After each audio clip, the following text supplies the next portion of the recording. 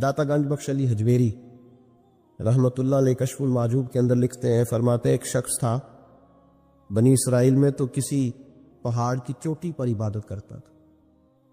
لوگ اس سے ملنے جاتے تھے، درویش لوگ جو ہوتے ہیں نا، ان کی بڑی بات ہوتی ہے۔ وہ نیک آدمی پہاڑ کی چوٹی پر عبادت کرتے تھے، بنی اسرائیل کے ولی تھے۔ لوگ ملنے جاتے تھے تو رستے میں ایک ڈھلان تھی، لوگ اوپر چڑھتے تو انہیں دقت ہوتی۔ ایک دن اس ولی کے دل میں خیال ہے، یا اللہ تو اسے پیدا نہ کرتا تو کیا عرض تھا۔ رب کریم نے اس وقت کے نبی پیغمبر علیہ السلام کو وحی فرمائی کہ جب وہ آپ کے پاس آئے نا تو اسے کہہ دینا تو میری تخلیق پہ اعتراض کرتا ہے، اسے کہہ دینا کہ میں نے اس کا نام ولیوں کی صف سے کاٹ کر نافرمانوں کی صف میں لکھ دیا ہے۔ میری تخلیق پہ اعتراض کرتا ہے، میں نے جو بنایا حق اور سچ ہی بنایا ہے۔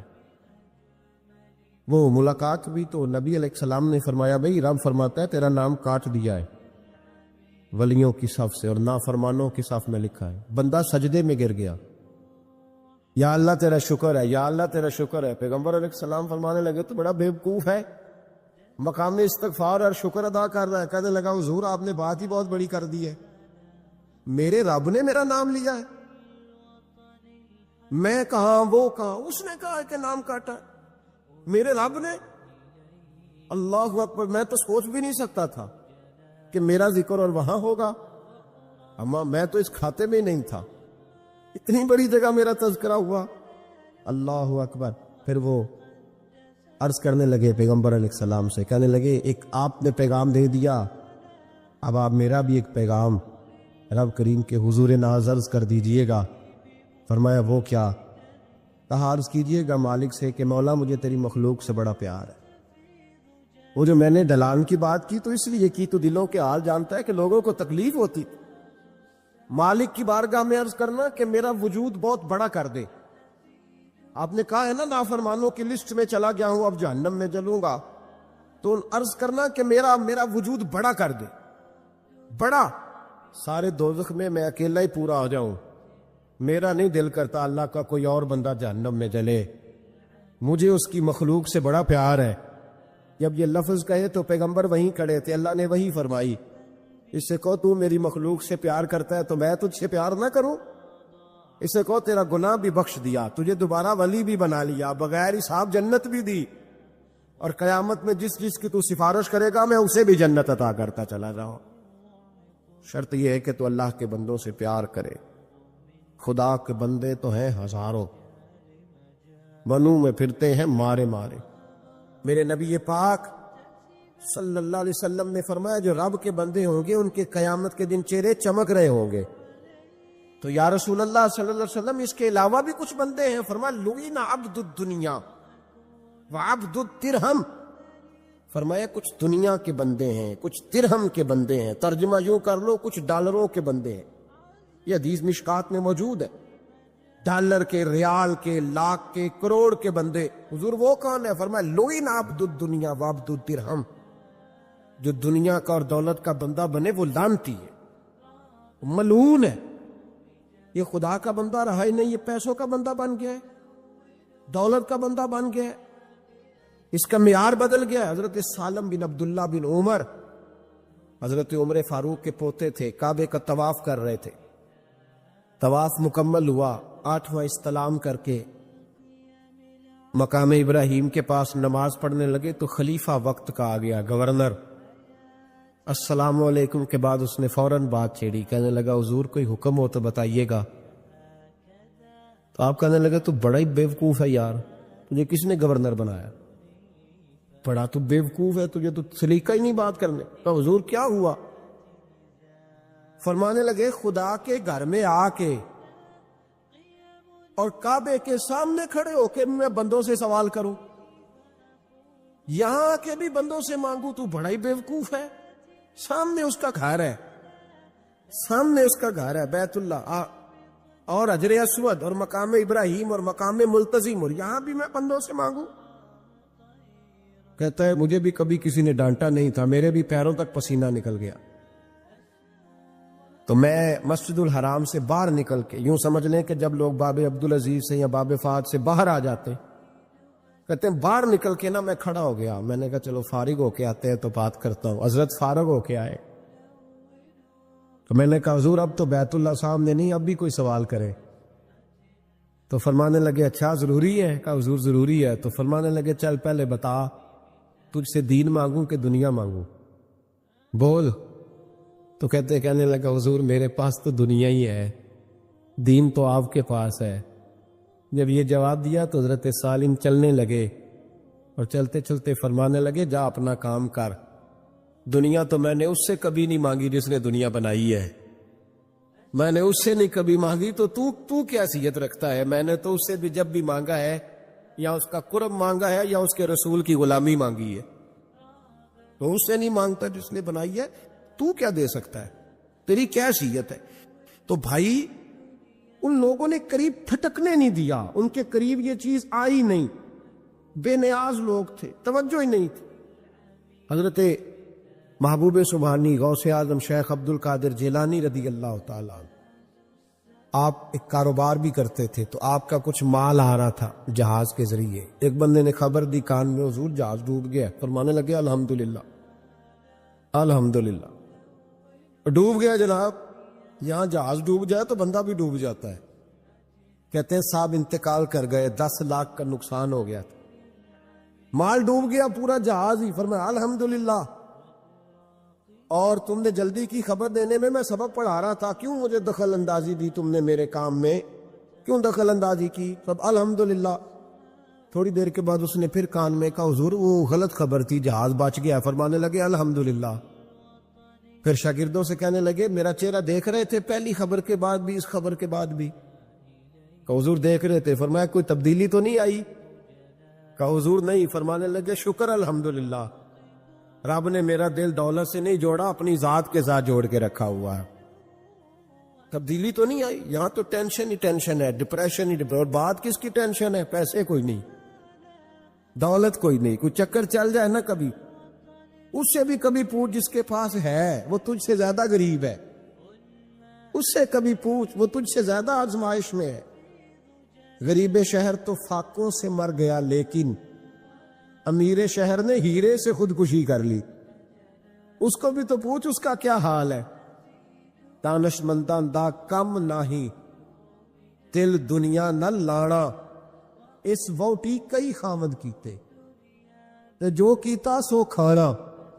یہ تو کام ہے اس کا، بڑے آئے بڑے چلے گئے، بڑے آئے بڑے نکل گئے، توجہ ہی نہیں، مزاج ہی نہیں۔ حضرت مولا علی شیر خدا، علی المرتضی، امام الاولیاء، صاحب صدق و صفا، داماد مصطفیٰ صلی اللہ علیہ وسلم، اسد اللہ، حضرت علی شیر خدا رضی اللہ تعالیٰ عنہ کوفے کے چوک میں کھڑے تھے، تو کہہ رہے تھے یار میری نہ طامت پرانی ہو گئی ہے، یہ میں نے زرہ بیچنی ہے، کوئی بندہ مجھ سے خرید لو تاکہ میں نئی طامت لے لوں۔ ایک بندہ کان میں کہنے لگا حضور طامت کے پیسے بھی نہیں۔ فرمانے لگے پیسوں کو چھوڑ، علی کا سینہ دیکھ، اللہ نے ایمان کی دولت سے بھرا ہوا ہے۔ پیسے اہمیت نہیں رکھتے، ان کی وہ اہمیت نہیں جو دنیا نے بنا لی۔ فرمایا ضرورت نہیں تھی، اب ذرا احساس ہوا ہے کہ زیادہ ہی پھٹ گیا ہے، پردہ نہیں صحیح طرح پورا کرتا، تو میں نے کہا چلو زرہ بیچ کے نیا لے لے۔ ضرورت نہیں، مزاج نہیں، طبیعت نہیں، انہوں نے ماحول نہیں بنایا۔ ہمارے تو حد ہو گئی، اتنا بری حالت ہے کہ ناقابل برداشت۔ حضرت عمر فاروق رضی اللہ تعالیٰ عنہ صحابہ نے مسجد نبوی میں بیٹھ کے میٹنگ کی۔ عمر کی تنخواہ بڑی تھوڑی ہے مال غنیمت میں سے، اب تو عمر کے پوتے بھی ہیں، نواسے بھی ہیں، رشتہ داریاں بھی ہیں، تعلق بڑھ گئے ہیں، اور عمر فاروق بوڑھے بھی ہو گئے۔ میٹنگ ہو رہی مسجد میں، اس طرح کریں کہ عمر کا کچھ تھوڑا سا نا مشاعرہ، کچھ تنخواہ، کچھ خدمت، کچھ وظیفہ بڑھا دیں۔ بات طے ہو گئی، جب مکمل ہو گئی تو کہنے لگے یہ بتاؤ شعر سے بات کس نے کرنی ہے؟ ادھر جائے گا کون؟ پہلے اس کا نام تو بتاؤ، وہاں جائے گا کون؟ تو انہوں نے کہا یہ تو ہم نے سوچا ہی نہیں، بات تو بڑی تگڑی ہے، عمر سے کون بات کرے گا؟ یہاں جتنا مرضی تگڑا پیر ہو، آپ نذرانہ لے کے جائے، مسئلہ ہی کوئی نہیں۔ کبھی کسی کو کہنا پڑا ہے؟ تو کہتے ہیں جناب کون بات کرے گا؟ تو ایک صحابی کہنے لگے کہ حضرت عمر رضی اللہ تعالیٰ عنہ کی جو صاحبزادی ہے نا حضرت حفصہ رضی اللہ تعالیٰ، وہ ام المومنین بھی ہے، حضور علیہ السلام کی زوجہ ہے، مومنوں کی ماں ہے، ان سے کہتے ہیں، اور ان کے والد بھی ہیں۔ تو حضرت حفصہ سے کہا تو جناب حفصہ چل کے گئیں حضرت عمر کے پاس، جا کے کہا ابا جی ایک بات کرنی تھی۔ انہوں نے کہا بیٹے کرو، تو ان کو بھی پتا تھا نا جاہو جلال کا۔ کہنے لگے ابا جی مسجد نبوی میں صحابہ کی میٹنگ ہوئی ہے، ایک ہی محلے میں ایک ہی شہر میں لوگ رہتے ہیں تو ایک دوسروں کی خرچوں کا ضروریات کا پتہ ہے۔ کہتی ہے میں نے پس منظر سارا کر کے بات کی، میں نے کہا سب کو پتہ ہے کہ آپ کے خرچے بڑے بڑھ گئے ہیں، تو مجھے نا انہوں نے حضور کی زوجہ سمجھ کے، قابل احترام سمجھ کے میری ذمہ لگایا ہے کہ تھوڑے سے پیسے آپ کے بڑھانے ہیں۔ تو حضرت عمر فاروق رضی اللہ تعالیٰ عنہ کی صاحبزادی کہتے ہیں عمر کو اتنا جلال آیا کہ اٹھ کے کھڑے ہو گئے، کہنے لگے حفصہ ان لوگوں کے نام بتا، میں انہیں دروں سے ماروں گا اور اس طرح ماروں گا کہ ان کی کمر پہ نشان پڑے، ان کی کمروں پہ نشان پڑے، اس انداز میں درے ماروں گا کہ مجھے زخم نظر آئے۔ کہا ابا جی اتنا جلال کس بات کا، سادی سی بات ہے۔ تو سیدنا عمر فاروق رو پڑے، کہنے لگے سادی سی بات ہے، میرے لیے مسجد نبوی میں بیٹھ کر میٹنگ ہوتی رہی کہ عمر کو دولت دینی ہے، لوگوں نے یہ مجھے سمجھ لیا، مسجد نبوی میں بیٹھ کر میرے لیے یہ میٹنگ ہوتی رہی کہ عمر کو پیسے دینے ہیں، اس کو دولت کے ساتھ ہم نے نواز رہا، مسجد نبوی میں میرے لیے، کس کو یہ جرت ہوئی؟ فرمایا حفصہ کاش کہ تو میرے پاس پیغام لے کے نہ آتی، کوئی اور آتا اور پھر میں اسے دروں سے مارتا۔ حضرت حفصہ کہتی ہے میں خاموش ہوئی تو میری طرف دیکھ کے فرمانے لگے بتا نا، تو نبی پاک کے گھر میں رہتی تھی، میرے مصطفیٰ کا طریقہ کیا تھا، کرنا بات اس طریقے پہ میرے ساتھ گفتگو کر۔ تو حضرت حفصہ کہتی میں رو پڑی، میں نے کہا ابا جی غلطی ہو گئی، آئندہ نہیں کروں گی۔ بھائی معیار بنایا ہوا تھا، آپ یقین کریں ہمارے تعلقات، آپ شادی پہ دیکھ لیں جو غریب رشتہ دار ہے اسے کون بنانے جاتا ہے، لیکن ساری برادری کٹھی اس کے دروازے پہ بیٹھی ہے، جس نے آنا ہے تو کچھ لے کے آنا ہے، ہر چیز دولت میں تلے گی، معیار ہی دولت بن گیا ہے، مقصود ہی دولت بن گیا ہے۔ اس پیسے نے، اس دنیا داری نے، دنیا دار پجاری زردے کتیاں دے گل ٹلی ہو، اتنا سخت رویہ لوگوں نے اپنا لیا، رشتوں کا تقدس نہیں رہا۔ ایک مجلس میں نے ایسا رنگ بھی دیکھا، ایک ایسا شخص جسے میں ذاتی طور پہ جانتا ہوں کہ عالم بھی ہے، پرہیزگار بھی ہے، نیک بھی ہے، وہ بھی بیٹھا تھا اور اس کے ساتھ ایک سیٹھ بھی بیٹھا تھا، لیکن جو لوگوں کا عقیدت کا رشتہ اس درویش کے ساتھ ہونا چاہیے تھا وہ سیٹھ کے ساتھ تھا۔ تو میں غور کر رہا تھا کہ یار قوم کا ذہن کس طرح کا ہو گیا، صرف اس کے ہاتھ میں پیسے، صرف دولت مند ہے، اس آدمی کی درویشی بھی گئی، علم بھی گیا، تقوی بھی گیا، صرف پیسے نہیں ہے اس کے پاس تو وہ کونے میں لگا ہوا ہے اور اس سے لوگ بچ بچ کے سلام۔ اور میں کہا کرتا ہوں عقیدت کا پتہ چلتا ہی تب ہے جب اجتماع ہوتا ہے، اکیلے درویش بیٹھے ہیں تو سب جھک کے سلام لیتے ہیں، اور جب وہ 2 MNA کے بیچ، 3 MPA کے بیچ، 5-7 سیٹھوں کے بیچ بیٹھے گا پھر تیری عقیدت کا پتہ چلے گا، پھر پتہ چلے گا تیرا اللہ کے بندے سے رشتہ کس طرح کا ہے اور دولت کے بندے کے ساتھ رشتہ کس طرح۔ ہمارے رویوں کے اندر یہ فرق ہے کہ ہم اس وقت آدمی کو تولتے ہیں کہ اس کے پاس دولت کس طرح کی ہے۔ وقت کے امیر تھے حضرت عمر بن عبدالعزیز، توجہ ہے میری بات پر، حضرت عمر بن عبدالعزیز بادشاہ تھے۔ اب ہم لوگوں نے بھی بچوں کا بہانہ لگایا ہوا ہے نا، بازی وہ میں چاہتا ہوں بچوں کا کچھ بن جائے، تو بچے بالغ ہو گئے تو کرانا رجسٹریاں ان کے نام، فارغ ہو جاؤ، آ جاؤ مسجد میں چھوڑو، لیکن پھر بھی کنجیاں دینے کو دل نہیں کرتا، پھر بھی بابا جی کی پیالیوں سے مرنے کے بعد پیسے نکلتے ہیں، پھر بھی ان کے تکیے کے بیچ سے بھی کچھ وہ نوٹ نکل آتے ہیں جو اب چلتے بھی نہیں، گزر گیا زمانہ، یہ لگتے ہی نہیں، بزرگ ناراض نہ ہو جائے، لیکن جو بات کر رہا ہوں بہرحال اس کے پیچھے کچھ پس منظر ہے، یہ بھی بہانہ ہے. بینک بیلنس اپنے نام، زمین جائیداد ساری اپنے نام، اور کمائی کس کے لیے کر رہا ہے؟ بچوں کے لیے. نام کس کا لے رہا ہے؟ بچوں کا. یہ کس طرح کا بچوں؟ بہانہ نہ لگاؤ، صاف کہو کہ اپنے لیے کما رہا ہوں. صاف کہو. کیوں بچوں کا نام لیتے ہو جب ہر چیز کی کنجی تو رکھی ہوئی ہے باندھ کے اپنے ساتھ؟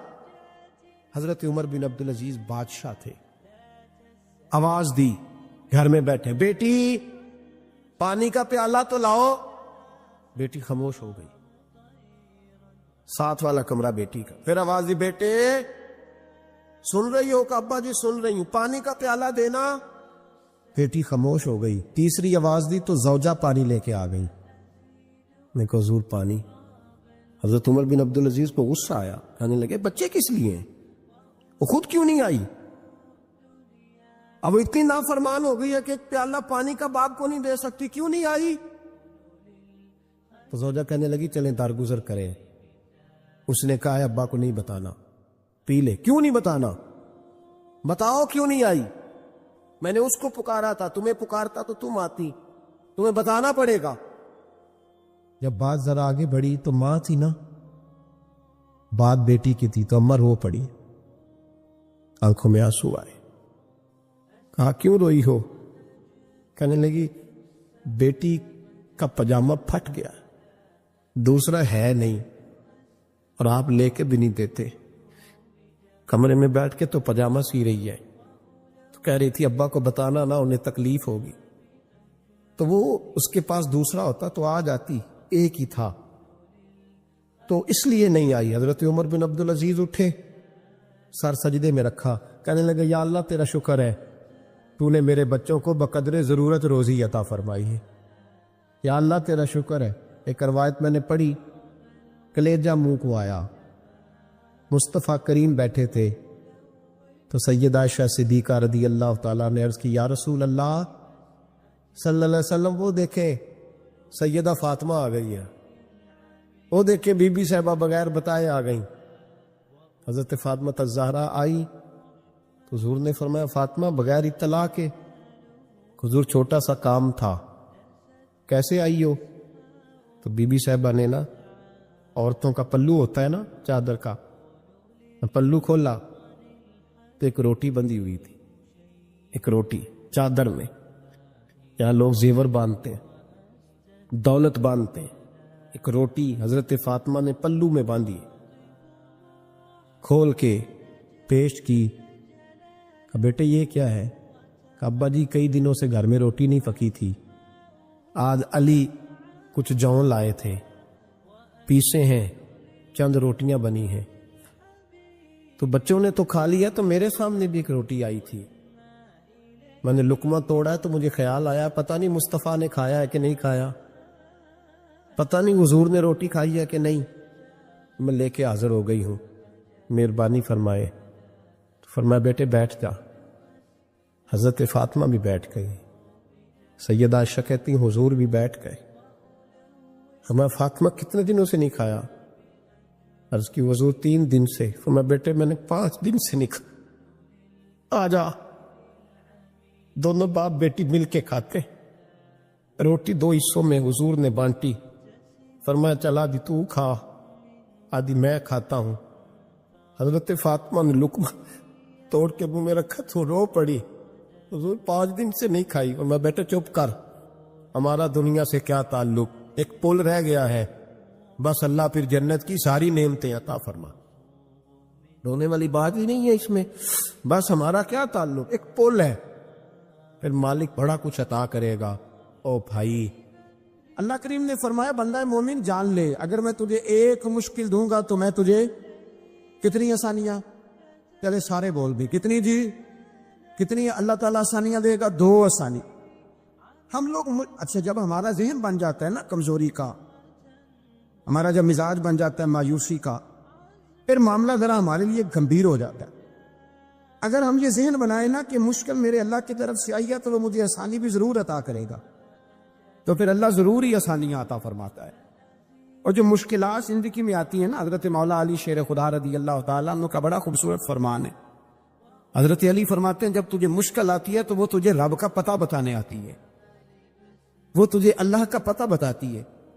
اس لیے کہ جب تو سارے اسباب کر لیتا ہے، جو ضرورت ہوتی ہے پوری کرتا ہے، تندرست ہو کے وہ کام کرتا ہے، پھر بھی کام نہیں ہوتا، تو اس کا مطلب ہے کرنے والا تو نہیں، کرنے والا کوئی اور ہے، جو کام کرنے والا کوئی اور ہے۔ تو عزیز بھائی یاد رکھے، ہر مشکل کے ساتھ اللہ نے آسانی رکھی ہوتی ہے۔ اگر اللہ تبارک و تعالیٰ بیماری عطا کرے تو اس کے ساتھ اللہ پھر جو تندرستی دیتا ہے وہ بھی بڑی اعلیٰ عطا فرماتا ہے۔ اگر اللہ کبھی غربت دے تو پھر اس کے بعد جو اللہ تعالیٰ آسانی دیتا ہے وہ بھی بڑی اعلیٰ عطا فرماتا ہے۔ اگر کہیں سے آپ کو دکھ ملتے ہیں تو پھر جب سکھوں کا وقت آتا ہے تو پھر گنے نہیں جاتے۔ یاد رکھ، مشکلات کے پہلو میں آسانیاں ہوتی ہیں، اور جس آدمی کو مشکل آتی نہیں، میرے نبی کریم سید عالم صلی اللہ علیہ وسلم نے فرمایا مومن کو جو مشکل بھی آتی ہے اللہ اس کی برکت سے اس کے گناہوں کو معاف فرما دیتا ہے، اللہ اس کی برکت سے اس کے گناہوں کو معاف کرتا ہے، یہاں تک کہ حضور نے فرمایا میرے مومن کو کانٹا بھی چبھے تو اللہ تعالیٰ اس کی مشکل کو آسان فرما دیتا ہے۔ دو بزرگ بیٹھے تھے، ایک حضرت احمد رحمت اللہ علیہ اور ایک حضرت شرف الدین منیری رحمت اللہ علیہ۔ تو حضرت شرف الدین منیری کہنے لگے کہ دوست اصل میں وہ ہوتا ہے جو دوست کی طرف سے آنے والی تکلیف پر صبر کرے، جو اللہ کی طرف سے آنے والی تکلیف پہ صبر کرے وہ اللہ کا محبوب ہوتا ہے۔ تو حضرت احمد ہی فرمانے لگے نہیں، مجھے تیری بات کی سمجھ کوئی نہیں آئی، صبر کرے وہ اللہ کا دوست ہے، مصیبت پہ صبر کرے۔ تو کہا جناب پھر اگر نہیں سمجھ آئی تو آپ بتا دیں اللہ کا دوست کون ہے؟ تو آپ فرمانے لگے جو محبوب کی طرف سے آنے والی مصیبت کو اس کا تحفہ سمجھ کے قبول کرے وہ اصل دوست ہوتا ہے، اس کا تحفہ سمجھ کے قبول کرے، اپنے رب کا تحفہ سمجھے، مالک کا تحفہ سمجھے کہ اس نے مجھے تحفہ دیا ہے، مجھے کسی مشکل میں ڈالا ہے۔ تو رب کریم بلا مثال و بلا تشبیہ سمجھانے کے لیے اللہ جب کسی کو مشکل میں ڈالتا ہے، کافروں کو تو اس نے موجیں کرائی ہوئی، بڑی بڑی سہولتیں دی ہوئی ہے، مشکل میں ڈب بھی ڈالتا ہے، اپنے نیک بندوں کو ہی ڈالتا ہے۔ نمرود اور فرعون کے پیروں میں کانٹا بھی نہیں چبھتا، ان کو تکلیف نہیں آتی۔ تکلیف کسے آتی تھی؟ اللہ کے نیک بندوں کو تکلیف آتی تھی۔ حضرت رابعہ بصریہ جب تک زندہ رہی تب تک بیمار رہی، جس دن طبیعت ٹھیک ہوتی تو کہتی اے اللہ تو کہیں مجھ سے ناراض تو نہیں ہو گیا، تو کہیں ناراض تو نہیں مولا جب تو مجھے تکلیف دیتا ہے تو میں رو کے تیری عبادت کرتی، جب مجھے دکھ ہوتے ہیں تو میں سجدے میں تڑپتی، اور خدا بندہ اب تو میں سکھی ہوں، موج میں ہوں، مجھے رونا ہی نہیں آ رہا، تو خدا بندہ تو کہیں ناراض تو نہیں ہو گیا مجھ سے؟ دکھ تو اچھے ہوتے ہیں، دکھ تو پیارے ہوتے ہیں، اور دکھوں کے بعد جو اللہ آسانی دیتا ہے اس آسانی کا پھر کیا ہی کہنا۔ اس حضرت ایوب علی نبینا علیہ الصلوۃ والسلام بیمار رہے، 60 سال اللہ نے تندرستی دی۔ کتنے سال بولے؟ 60 سال، غور کرنا بات پر، 60 سال علیل رہے، پھر بیمار ہو گئے، 18 سال ہو گئے بیمار ہوئے۔ زوجہ کہنے لگی دعا کر لیں آپ کو اللہ صحت دے دے۔ ہمیں اگر کوئی بندہ پوچھ لینا کہ بھائی کبھی کوئی خاص بات تو سناؤ، تو ہم جو ساری زندگی سکھ کے ساتھ سوئے ہوتے ہیں وہ بات نہیں سناتے، وہ جو ایک رات درد سے نیند نہیں آتی اس رات کا قصہ سناتے ہیں، کہتے ہیں وہ میرے الٹے دانت میں درد تھا تو میں ساری رات سو نہیں سکا۔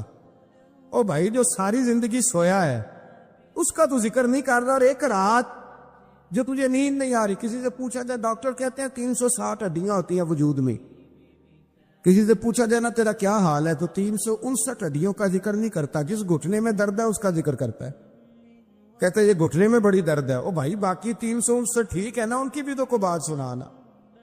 حضرت رابعہ بصریہ رحمت اللہ علیہ کے پڑوس میں ایک نوجوان رہتا تھا، آپ کے پڑوس میں، تو وہ جب جو محلے میں بچے رہتے ہیں نا گاؤں میں، ان کا پتہ ہوتا ہے، پڑوسی تھا تو 34-35 سال نوجوان کی عمر ہو گئی، کبھی بیمار نہیں ہوا۔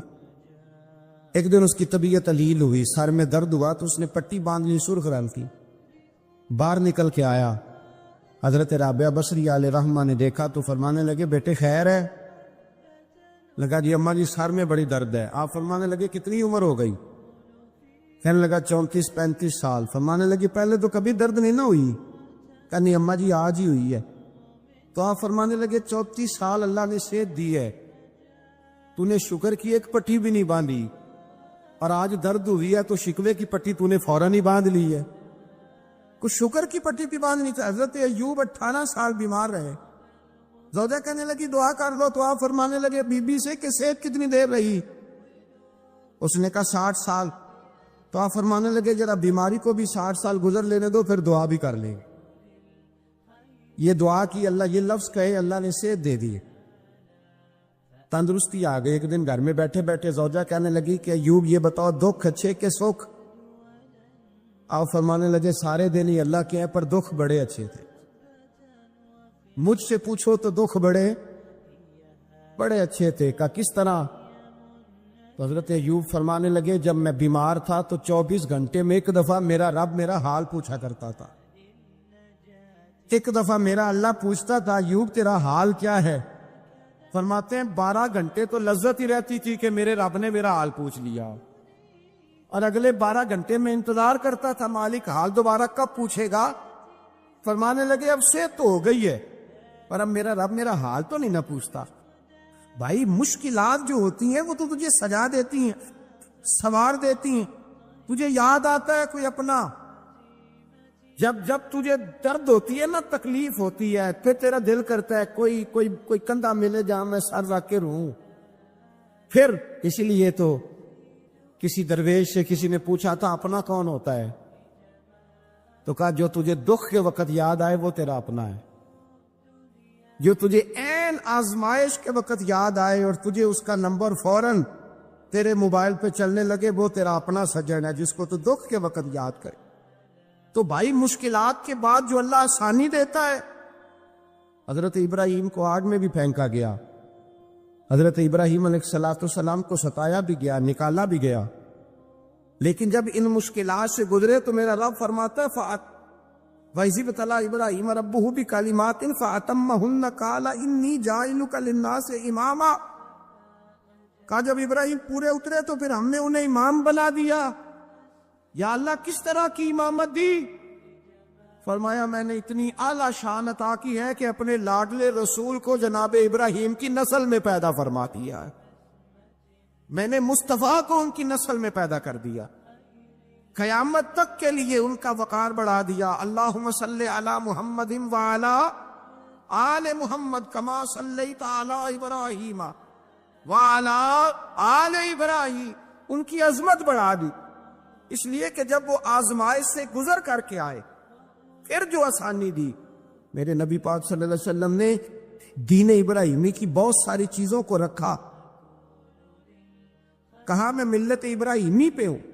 جب کوئی مشکلات کو عبور کر کے آتا ہے, جب کوئی تکلیفیں سہ کر کے آتا ہے, اس کے لیے جو اجر ہوتا ہے, اس کے لیے جو پھر اللہ کتنی ذرا بڑی توجہ کیجئے گا. لوگ سمجھتے ہیں فلاں آدمی مشکل میں ہے تو شاید مشکل میں ہی رہے گا, فلاں آزمائش میں ہے تو شاید میرا اللہ فرماتا ہے ایک مشکل دے کے میں 2 آسانیاں بھی دوں گا. تم مشکل دیکھ رہے ہو, مشکل نہ دیکھو, وہ جو اس کو بعد میں آسانی آنے والی ہے, اور ڈبل جو میں اس پر نعمت کرنے والا ہوں اس کو دیکھو. حضرت یوسف کو بھائیوں نے کنویں میں ڈال دیا تھا, اور جب کنویں سے نکلے تو مصر کے بازاروں میں بکے, اور پھر زلیخا نے الزام لگایا تو حالات بگڑ گئے. حضرت یوسف کو جیل جانا پڑا.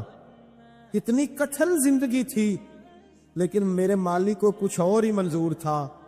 کنویں میں گرنے والے, بازار میں بکنے والے, جیل میں جانے والے, الزام لینے والے جناب یوسف کو رب کریم نے اسی مصر کا بادشاہ بنا دیا. اللہ پاک نے اسی مصر کا حکمران بنا دیا. یاری تیری سونا ہے پر ازمیشاں تیریاں اگ, اے سونا پرکھیا جاوند آئی پہلو نال اگاں دے لاک. اس کے لیے تھوڑا سا جتن کرنا پڑ, تھوڑے کٹھن حالات سے گزرنا پڑ, تھوڑی آزمائشوں کا روپ دیکھنا پڑتا. ہم چاہتے ہیں کہ ہمیں چھیڑے کوئی نہ کوئی تکلیف نہ آئے, کوئی آزمائے. یہ ہو نہیں سکتا میرے بھائی. نامی کوئی بغیر مشقت نہیں ہوا. 100 بار جب عقیق کٹا تب جا کر نگی ہوا. ہم چاہتے ہیں کہ ہمیں کچھ بھی دقت نہ آئے، مشکلات نہ آئے، اور مشکلات تو انسان کو سنوارتی ہیں بھائی، وہ تو نکھارتی ہیں۔ کبھی پوچھا کرو جا کر کے کسی گندم کے دانے سے کہ تو کہاں کہاں سے ہو کے آیا ہے، کہاں کہاں سے نکل کے آیا ہے، تو وہ بتلائے گا کہ بڑے مشکل مراحل سے گزرا ہوں، اور پھر اللہ نے مجھے طاقت دی ہے کہ میں انسان کے وجود کا حصہ بنا۔ تو بھائی کٹھن مراحل، آزمائشیں، تکلیفیں، یہ انسان کو بڑا انسان بنا دیتی، یہ اس کے لیے ترقیوں کا پیش خیمہ ہوتی۔ ہمارے جوان پریشان ہو جاتے ہیں، عورتیں خاص کر کے اس بات پہ توجہ کرے، وہ بڑی جلدی غم لے جاتی ہیں، وہ کہتی ہیں جانے میرا کچھ ہوگا ہی نہیں، جانے میرا کچھ ہو ہی نہیں سکتا۔ میرے بھائی درجنوں اور بیسیوں لوگ ایسے ہیں جن کی اولادیں نہیں تھی لیکن نام ان کا ان سے بھی زیادہ ہے جو بڑے بڑے صاحب اولاد۔ حضرت عبداللہ مزنی حضور کے غلام تھے، قبیلہ مزن کے رہنے والے، والد فوت ہو گئے، چچا نے پالا تھا، اسلام قبول کر لیا۔ چچا اسلام کا بڑا دشمن ہے، حضور کا نام آئے تو جلال کرتا، حسد اور بغض میں جل جاتا، بڑی اسلام کے ساتھ دشمنی اور عناد رکھتا ہے۔ حضرت عبداللہ کہتے ہیں پہلے تو میں عشق رسالت کو دباتا رہا، پھر یہ چنگاری شعلہ بن گئی، پھر کہ یہ ہلکا سا جذبہ سمندر اور صحرا کا روپ دھار گیا۔ فرماتے ہیں ماں تھی اور میں تھا، میں گیا جا کے چچا سے کہا میں نہیں رہ سکتا۔ کہاں جائے گا؟ تو میں نے دھیمے لہجے میں کہا میں مدینے جاؤں، اب میں رسول اللہ کے مدینے جاؤں گا، اب میرا گزارا نہیں ہوتا، اب میں جاؤں گا۔ کہتے چچا کہنے لگا اچھا وہاں جائے گا، تجھے میں نے پالا، میں نے پوسا، وہ مکان میں نے تجھے بنا کے دیا، تیری جیب میں جو پیسے ہیں میرے دیے ہوئے ہیں۔ کہتے میں نے کہا چچا میں سارا کچھ سوچ کے آیا ہوں، مکان بھی تو رکھ لے، پیسے بھی رکھ لے۔ کہتے ہیں اس نے ہر چیز رکھوا لی۔ جب پلٹنے لگا تو چچا کہنے لگا جو کپڑے تو نے پہنے یہ بھی میں نے خرید کے دیے تھے۔ حضرت عبداللہ فرماتے میں نے وہ کپڑے بھی اتار کے دیے، پرہنہ حالت میں میں ماں کے پاس گیا اور میں نے کہا ماں میں پہلے بھی تو ننگا پیدا ہوا تھا، تو نے ہی کپڑے پہنائے تھے، میرا پھر بدن ننگا ہو گیا، کپڑے دے دے۔ کہتے ہیں 2 بیبیوں والے کپڑے اماں نے دیے، ایک میں نے تامت باندھ لی، دوسرا اور لیا اور مدینے پہنچا۔ کہتے ہیں جب میں ٹھنڈی رات مدینے پہنچا تو کالے رنگ کے حبشی غلام حضرت بلال دودھ کا پیالہ لیے کھڑے تھے، ہاتھ میں کھجوریں تھی، کمبل تھا، کہنے لگے آ جا آ جا۔ مصطفیٰ نے فرمایا تھا قبیلہ مزن سے میرا غلام آ رہا ہے، میں ساری رات سے تیرا انتظار کر رہا ہوں۔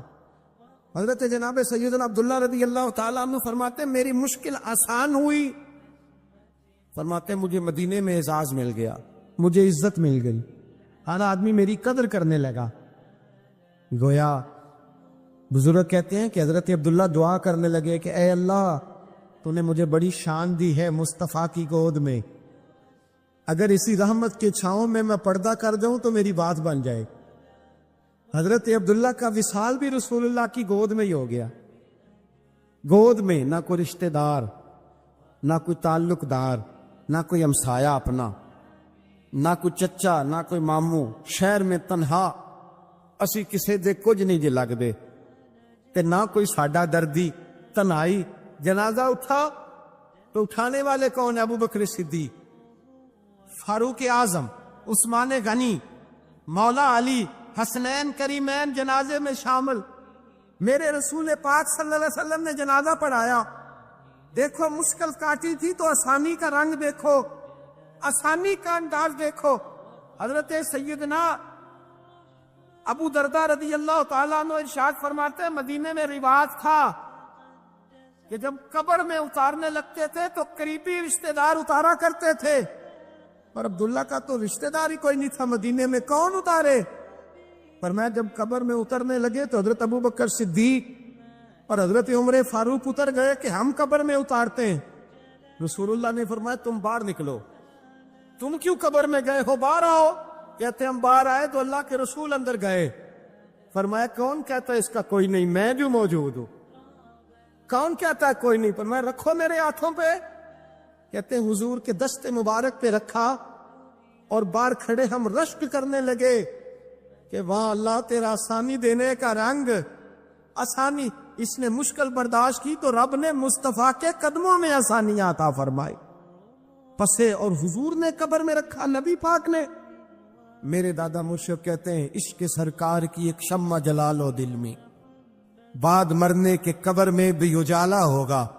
اور میرے اعلیٰ حضرت فرماتے ہیں لحد میں عشق رخ شاہ کا داغ لے کے چلے، لحد میں عشق رخ شاہ کا داغ لے کے چلے، اندھیری رات سنی تھی چراغ لے کے چلے۔ اور بیدم شاہ بارسی تو حد کر گئے، کہنے لگے پسے مردن، بعد مرنے کے پسے مردن فرشتوں نے جو تلاشی لی تو کیا نکلا؟ فقط ایک دل کے گوشے سے خیال مصطفیٰ نکلا، فقط ایک دل کے گوشے سے خیال۔ اور کامل پیرو نہ دے باہو قبر جنا دی جیوے۔ میرے بھائی نبی پاک صلی اللہ علیہ وسلم کے ساتھ وفا کی تنگی دیکھ کر دقت ساتھ دیا، مکہ مخالفت کرتا تو جناب فاطمہ حضور کا خیال رکھتی، فاطمہ بنت اسد بڑا پیار کیا، بڑی محبت کی مولا علی کی والدہ نے، ہر دکھ ہر تکلیف کاٹی، لیکن رسول کائنات صلی اللہ تعالی علیہ وسلم کا ساتھ نہ چھوڑا۔ اور یہاں تک روایات میں ملتا ہے کہ جناب فاطمہ الزہرا جب بیاہ کے ان کے گھر گئی تو باہر سے سودا لا کے دیتی، حضرت فاطمہ سے بڑا پیار کرتی، بڑی محبت، مشکلات میں ساتھ دیا۔ جب وصال ہوا تو فرماتے کوہرام مچ گیا مدینے میں، لوگ منتیں کرتے تھے کہ حضور کا ایک بال مل جائے تو قبر میں بخشش کا سامان ہو جائے گا۔ رسول پاک نے فرمایا جب جناب علی کی والدہ کو غسل دے لو تو کفن پہنانے سے پہلے میرے پاس آنا۔ کہتے ہیں جب غسل دے لیا تو عرض کی حضور غسل ہو رہا ہے، کفن کا کیا کرنا ہے؟ حضور اندر گئے، قمیض بدلی اور جو کرتا پہنا ہوا تھا اتار کے دیا، فرمایا وہ علی کی ماں نہیں میری ماں ہے، اس نے میرے لیے بڑی تکلیفیں سہی ہیں، بڑی مشکل دیکھی ہے، فرمایا اس طرح کرو میرے کرتے میں اسے کفن دو۔ حضور نے جنازہ پڑھایا، اپنے کرتا لباس مبارک میں کفن دلایا، پھر جب وہ دفن ہوئی تو حضور قبر پہ کھڑے ہوئے، کھڑے ہو کے فرمایا اے اللہ اپنے سارے نبیوں کے وسیلے سے اور میرے وسیلے سے میری اماں کی بخشش فرما دے۔ پھر جو آسانیاں ملی ان لوگوں کو تو ان کی قبروں تک آسانیاں ملی، پھر ان کو قیامت تک کے لیے آسانیاں ملی جنہوں نے مشکلات کو دیکھا۔ اور بھائی جو سوئے رہے، جو آرام کرتے رہے، جنہوں نے مناسب ہی نہ سمجھا کوئی کٹھن مرحلہ طے کرنا، جنہوں نے کہا نا نا نا نا ہم تو سکھ کے ساتھی ہیں، ہم تو سکون کے ساتھی ہیں، بھائی ہم تو سلوٹ کے ساتھی ہیں، جب موجیں لگے گی تو دوڑ کے پہنچیں گے، کہیں گے ہمارا بھی تعلق بنتا ہے، ہماری بھی رشتہ داری ہوتی ہے، ہمارے بھی رابطے ہوتے ہیں، پھر دوڑ کر کے پہنچیں گے۔ اصل ساتھی وہ ہوتا ہے جو دکھ کا ساتھی ہو، آزمائش کا ساتھی،